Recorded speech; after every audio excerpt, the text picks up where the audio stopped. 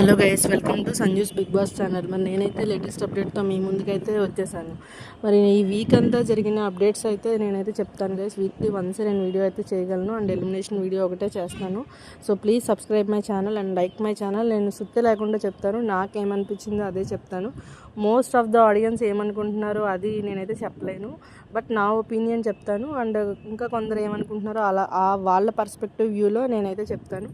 వినండి గైస్. ఈ వీక్ అయితే కళ్యాణ్, ఇమాన్యుయల్ టాస్క్స్ ఏమేమి జరిగాయో అందరికీ బాగా తెలుసు. దాంట్లో ఆబ్వియస్లీ రెడ్ టీమ్ అయితే బాగా ఆడి విన్ అయింది, కళ్యాణ్, ఇమాన్యుయల్ అనేది. బట్ ఫస్ట్ మీరు ఒకటి అది గమనించారా, ఫస్ట్ నుంచి ఆ టీమ్స్లో కళ్యాణ్ అండ్ ఇమాన్యుయల్ టీమే కొంచెం స్ట్రాంగ్గా ఉంది. భరణి మిగతా వాళ్ళందరివి ఓకే, యావరేజ్ టీమ్స్ మిగతావి.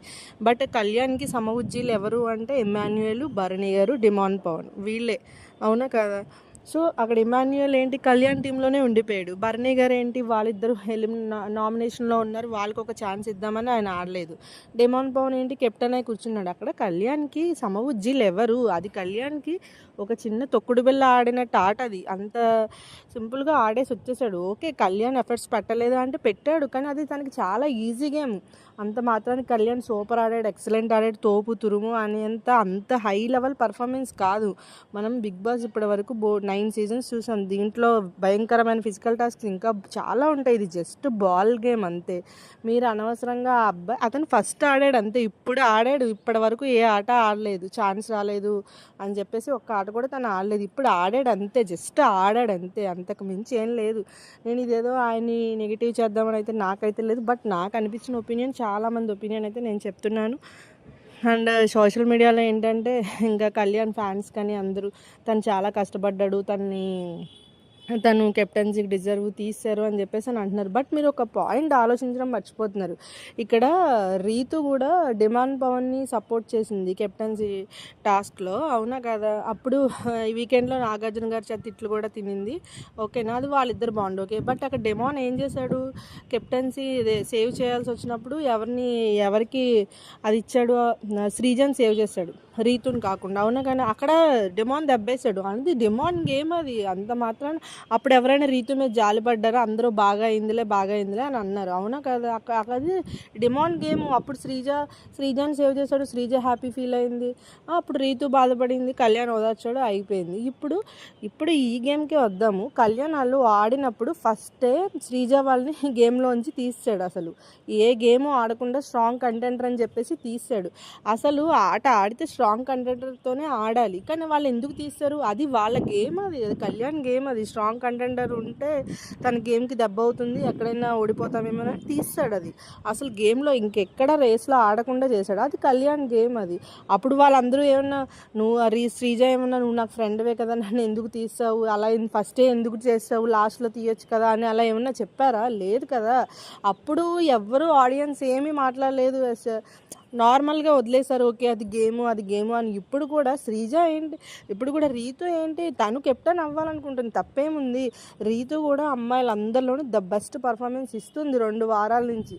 లాస్ట్ వీక్ ఫ్లోరా గారితో బాల్ గేమ్ కానీ ఇప్పుడు కానీ తను చేయాల్సిన దానికంటే ఎక్కువ చేస్తుంది. 3 అబ్బాయిలతో కలిసి గేమ్ ఆడిందంటే నార్మల్ విషయం కాదు. మిగతా వాళ్ళు అందరూ మీరు అక్కడ పట్టుకుంటున్నారు, ఇక్కడ పట్టుకుంటున్నారు అని చాలా అయితే చెప్పింది, కానీ రీతు అలా ఏం చెప్పలేదే, నార్మల్గా ఆడేసింది. అంటే నేను ఇక్కడ రీతుకు సపోర్ట్ చేస్తున్నాను కాదు, ఒక చిన్న లాజిక్ మిస్ అవుతున్నారని నేను చెప్తున్నాను ఇక్కడ. సో ఏంటి, అక్కడ రీతుది కూడా అది తన పర్సనల్ గేమ్. అది అక్కడ ఫ్రెండ్షిప్ కాదు, ఓకే ఫ్రెండ్షిప్ బయట ఉంటుంది, కాదని ఏం అనట్లేదు.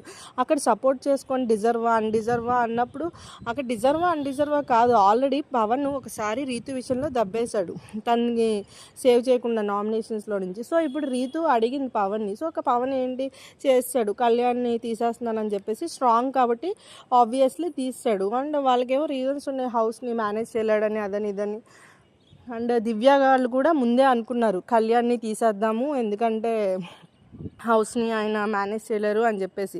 In case Ritu demand Pawan తీయకపోయినా ఎవరో ఒకరు తీసేవారు, కానీ ఇక్కడ డిమాండ్ పవన్ తీసేసరికి ఎంత సీన్ చేస్తున్నాడు. కళ్యాణ్ కూడా ఫ్రెండ్షిప్ బాండ్ అయినా సరే తీస్తారు అని చెప్పేసి వీళ్ళు చేసిన ఫూలిష్ పని వాళ్ళని తీయడం వల్ల ఇక్కడ రీతు కూడా ఏం గెలవలేదు కదా. కానీ కావాలని రీతు మీద పవన్ మీద భయంకరమైన నెగిటివిటీ అయితే చేసేస్తున్నారు మిగతా వాళ్ళందరూ అయితే. ఇదైతే కరెక్ట్ అనిపించట్లేదు. ఒక్కసారి ఆలోచించండి. కళ్యాణ్ బాగానే ఆడాడు, కరెక్ట్ అనట్లేదు, కానీ ఉజ్జీలతో ఆడాలి గేమ్, ఎప్పుడు సమ ఉజ్జీలతోనే ఉండాలి. అప్పుడే ఆ గేమ్ డిజర్వ్ విన్ అయినట్టు. అంతేగాని ఇలా